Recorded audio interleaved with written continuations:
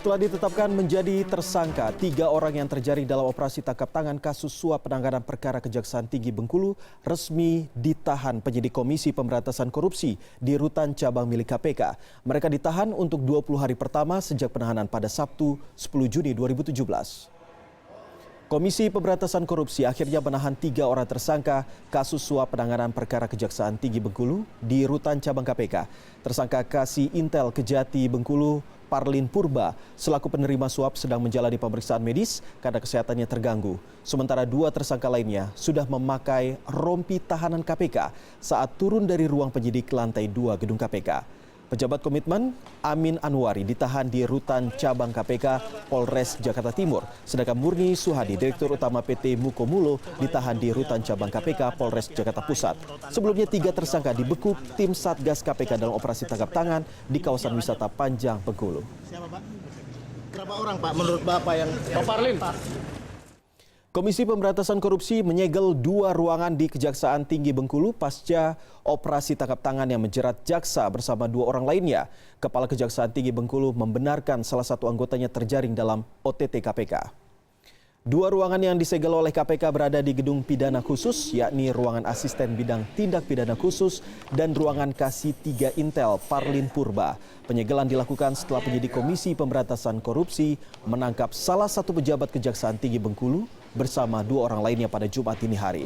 Kepala Kejaksaan Tinggi Bengkulu, Senjun Manulang, membenarkan bahwa salah satu pejabatnya ditangkap oleh KPK pada Jumat dini hari.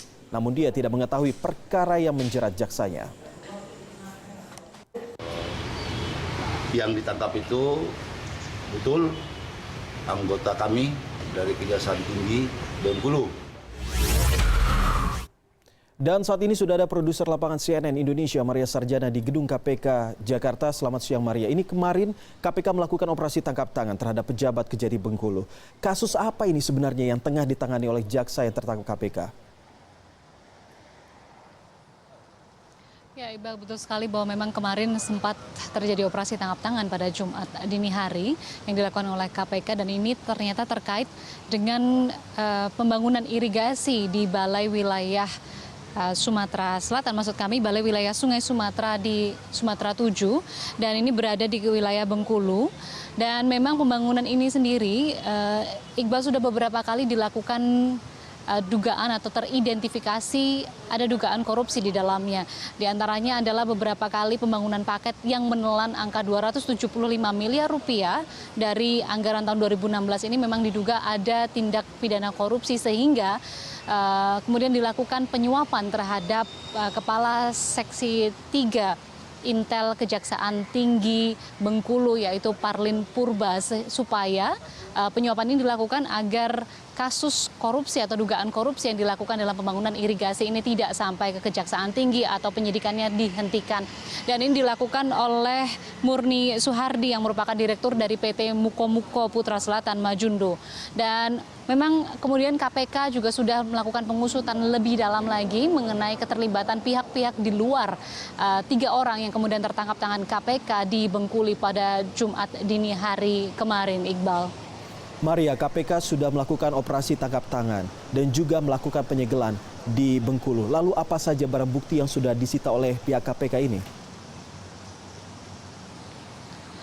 Ya, Iqbal, seperti juga kemarin sudah disampaikan oleh juru bicara KPK Febri Diansyah bahwa barang bukti yang ditemukan oleh KPK saat operasi tangkap tangan adalah senilai 10 juta rupiah dalam pecahan 100.000 rupiah. Namun ini memang diduga bukan pemberian pertama kali yang didapatkan oleh Parlin Purba, melainkan ada beberapa kali pemberian atau dugaan suap yang diberikan oleh pihak PT Mukomuko Putra Selatan ini. Tetapi beberapa waktu yang lalu juga sempat ada masuk uang sekitar 150 juta rupiah untuk pembatasan atau penghentian pengusutan kasus dugaan korupsi pembangunan irigasi di Balai Wilayah Sungai Sumatera 7 Bengkulu ini.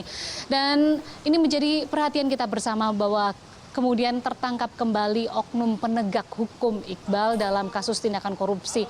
Dan jika saya mendapatkan informasi pada tahun 2016 setidaknya ada 93 jaksa yang kemudian terlibat dalam berbagai masalah hukum termasuk dalam kasus korupsi, dan ini kemudian menjadi perhatian bersama di mana kemudian ada indikasi yang menyatakan bahwa mereka memang melakukan hal ini termasuk dalam pemerasan, tindakan korupsi karena adanya kekurangan biaya dalam pengusutan suatu kasus atau penindakan suatu kasus. Di mana Iqbal dalam penindakan suatu kasus, jaksa ini masing-masing memiliki anggaran 3 sampai 6 juta rupiah di seluruh wilayah Indonesia tanpa terbeda-bedakan karena memang ini anggaran yang kemudian diberikan dan inilah yang kemudian dinyatakan oleh pihak Fakultas Hukum dari Universitas Indonesia bahwa ini merupakan indikasi mengapa kemudian mereka jaksa-jaksa atau oknum penegak hukum ini melakukan tindakan-tindakan seperti menerima suap, kemudian juga memeras pihak-pihak yang dinyatakan atau terindikasi melakukan tindakan-tindakan korupsi dan tindakan-tindakan pelanggaran hukum lainnya. Kemudian daripada itu Iqbal ada juga ini menjadi perhatian khusus bagi KPK yaitu korupsi di daerah-daerah ternyata memang sudah cukup besar dan sudah seperti kalau boleh dikatakan mengakar seperti itu karena memang daerah-daerah ini pengawasannya cukup kurang seperti juga kemarin yang sudah adanya kontrak atau adanya kerjasama antara Kementerian Dalam Negeri dengan Komisi Pemberantasan Korupsi. Lebih tepatnya kemarin beberapa waktu yang lalu Menteri Dalam Negeri Cahyokumolo juga sempat mendatangi KPK untuk kemudian mendalami kembali, kemudian melatih kembali inspektorat yang berada di daerah-daerah untuk kemudian memberikan masukan-masukan jika ditemukan indikasi korupsi. Karena memang saat ini posisi inspektorat atau pengawas dari pihak pemerintah daerah ini berada langsung di bawah kepala daerah. Artinya ini di bawah bupati maupun di bawah wali kota yang tentu saja ini tidak istilahnya tidak ada independensi dari mereka untuk melakukan penyidikan jika mereka memiliki laporan terhadap penyelewengan yang berada di daerah-daerah seperti di Jawa Timur, di Bengkulu beberapa waktu yang lalu dan memang ini terbukti bahwa KPK terus melakukan pengusutan terhadap korupsi-korupsi yang berada di daerah dan ya semoga saja memang ada jalan keluar bagi korupsi yang ada di daerah karena memang ini merupakan korupsi yang cukup masif dan kurang terkontrol, Iqbal. Baik, Maria Sarjana dari Gedung Anti Rasuah, terima kasih. Komisi Pemberantasan Korupsi menetapkan Kasih 3 Intel Kejaksaan Tinggi Bengkulu sebagai tersangka kasus penerimaan suap. Penetapan ini adalah hasil dari operasi tangkap tangan KPK yang dilakukan Jumat dini hari. KPK menetapkan 3 tersangka dalam kasus hasil tangkap tangan di Kejaksaan Tinggi Bengkulu. Selain penetapan Kasih Intel Kejati Bengkulu Parlin Purba sebagai tersangka, KPK juga menetapkan 2 tersangka lainnya sebagai pemberi. Mereka adalah Aan selaku pejabat Balai Wilayah Sungai Sumatera Bengkulu dan MSU yang merupakan Direktur PT MPSM. PT MPSM merupakan perusahaan pemegang beberapa proyek di wilayah Bengkulu.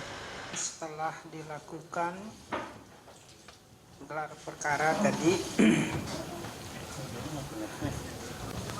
yaitu tentang operasi tangkap tangan yang dilakukan di daerah Provinsi Bengkulu. Ini diduga yang merupakan suap ini diberikan terkait dengan pengumpulan data-data dan bahan keterangan yang proyek-proyek yang ada di Balai Wilayah Sungai Sumatera 7 Provinsi Bengkulu tahun anggaran 2015-2016.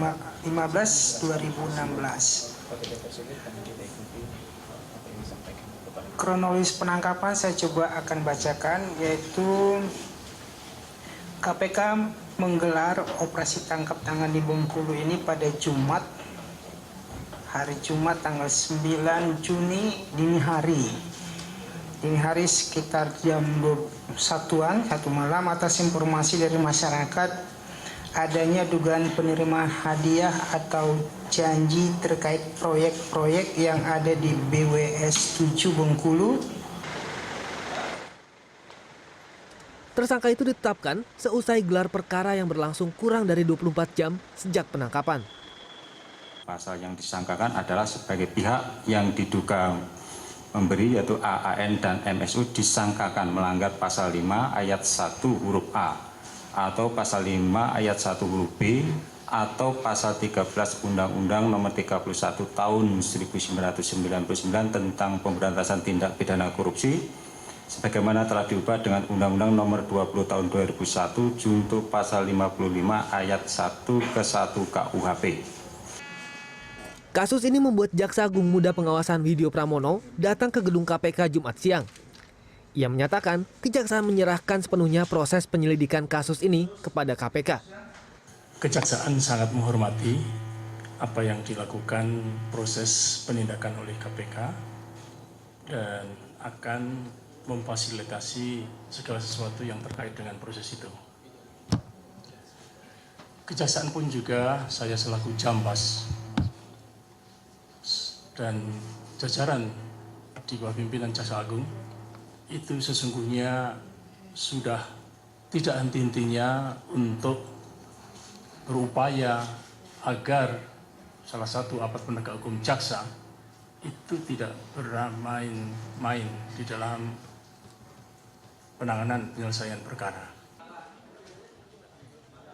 Dari operasi tangkap tangan di sebuah restoran di Bengkulu, KPK menyita uang tunai sebesar 10 juta rupiah yang dibungkus dengan amplop coklat. Untuk kepentingan pendalaman penyelidikan, KPK masih menahan 3 tersangka di gedung KPK dan menyegel beberapa ruangan di Kejaksaan Tinggi Provinsi Bengkulu dan Balai Wilayah Sungai Sumatera Bengkulu.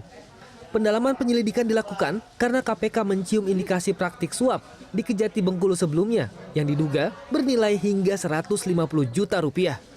Edo Eka Rizky, Jakarta.